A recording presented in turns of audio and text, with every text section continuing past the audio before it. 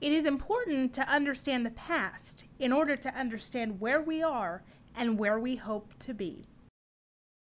Throughout history, people with developmental disabilities have been viewed as incapable and incompetent in their capacity for decision-making and development.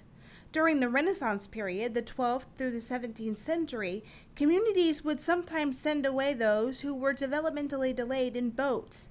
These ship of fools, as they were called, would then show up at another harbor, only to be sent on to the next community.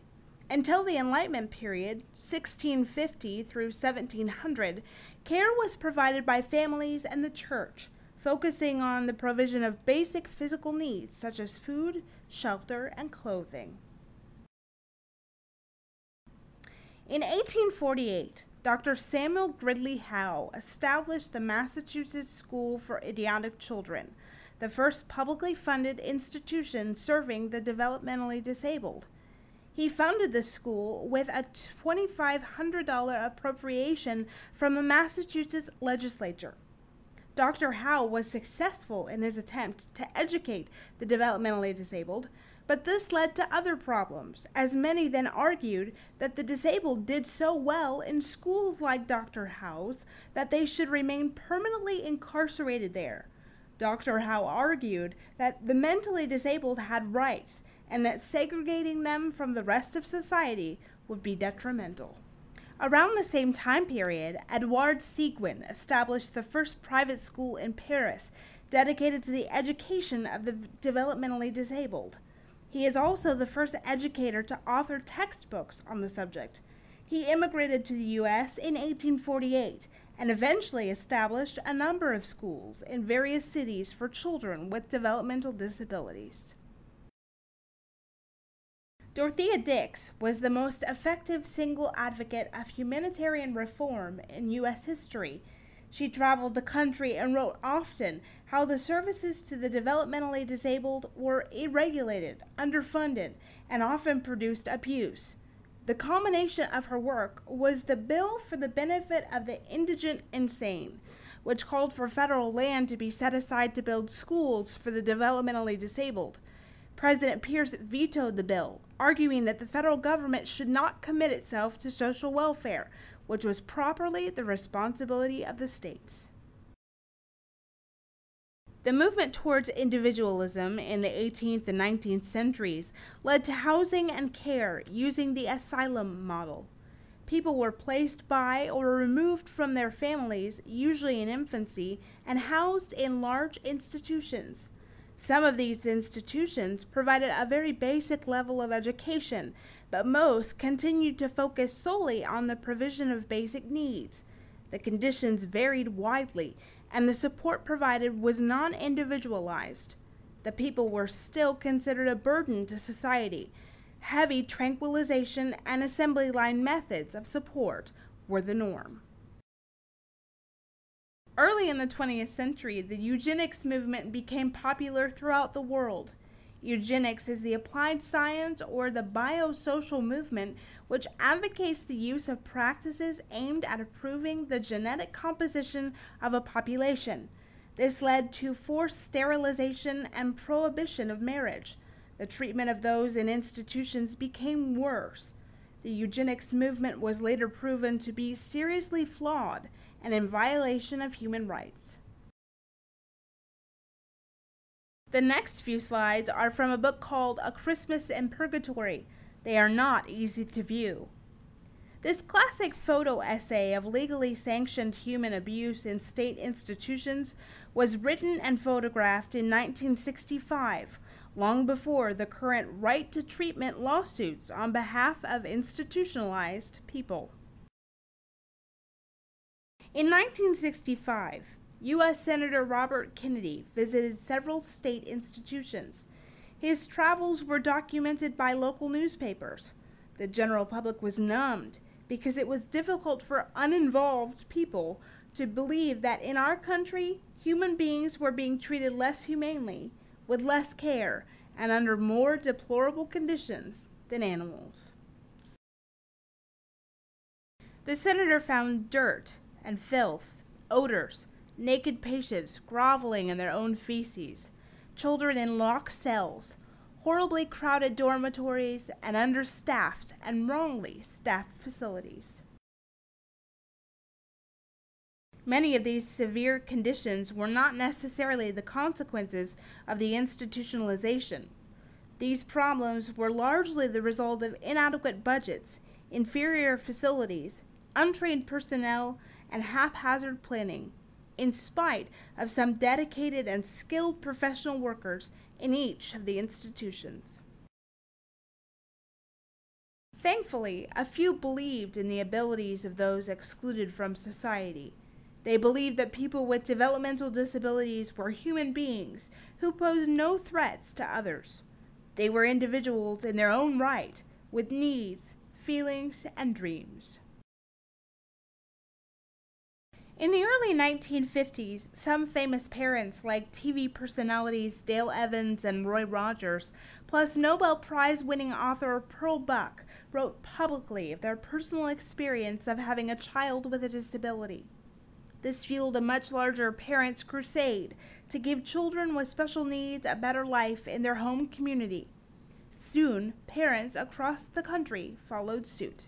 Eunice Kennedy Shriver, as executive vice president of the Joseph P. Kennedy Jr. Foundation in the 1950s, shifted the organization's focus from Catholic charities to research on the causes of people with intellectual disabilities and humane ways to treat it.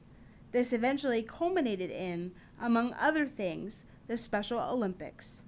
In 1969, Wolf Wolfensberger published a book that argued that all people can make a positive contribution to society.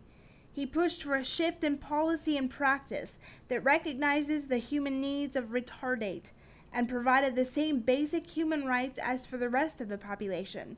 This publication was regarded as the first move toward desegregation and an increasing awareness of human rights and self-advocacy. In 1953, the first class of 11 children began meeting at the YWCA when their parents came together, determined to open the doors of opportunity despite public schools being closed to them because of developmental disabilities. In 1956, the Wabash School for the Exceptional became a proud partner agency with the United Fund, now known as the United Way. Older children and adults with developmental disabilities quickly demonstrated that they needed more than a classroom. In 1959, vocational training for adults was added to the school. In 1965, the parents handed over the reins to Wabash Center and began a fundraising campaign to build the center a home. It still wasn't enough.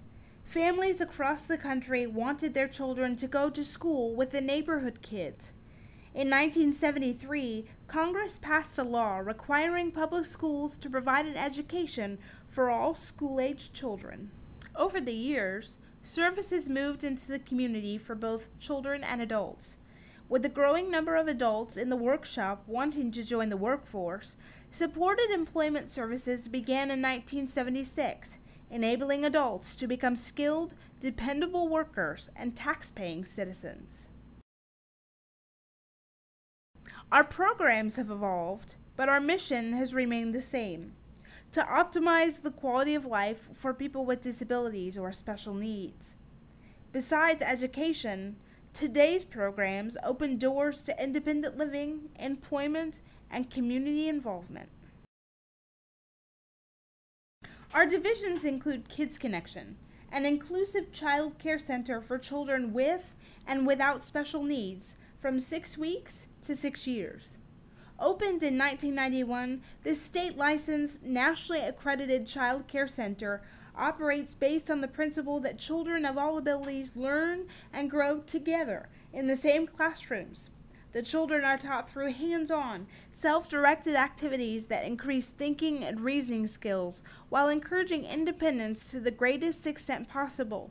Our goal is to give them every advantage possible to become independent members of our community by effectively preparing and transitioning children into the public education system. Adult Day Services is a program that provides habilitation training services for adults with severe and profound intellectual disabilities, and in some cases, physical disabilities as well.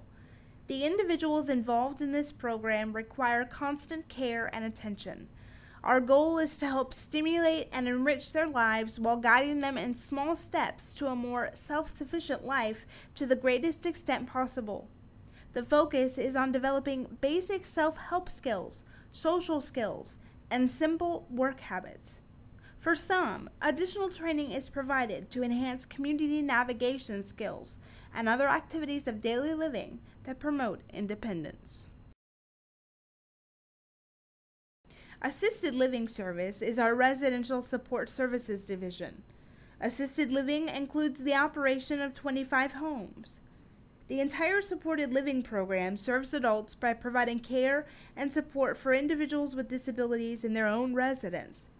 Services in our 3 group homes and many supported living sites operate 24 hours a day, 7 days a week. Some individuals in our supported living program may only require services part of the day or a few hours a week. Services are tailored to meet individual needs. Greenbush Industries is a vocational training and employment option for adults with developmental and physical challenges. The focus of this division is on developing basic work skills and habits while encouraging independence and self-reliance to the greatest extent possible.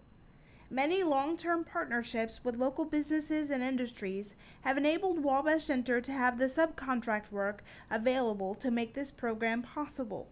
For those who are developmentally challenged, additional vocational training is provided to enhance self-sufficiency. EmployAbilities reaches out to the unemployed or underemployed individuals with special needs in our community. The objective of EmployAbilities is to assist each person served to find and keep meaningful, gainful, competitive employment. This is done through training and job development skills, assistance in locating and planning for additional supports, plus on-the-job coaching or training. Our strong relationships with employers in the area have enabled hundreds of persons with special needs to become employed, and thus more independent and self-reliant.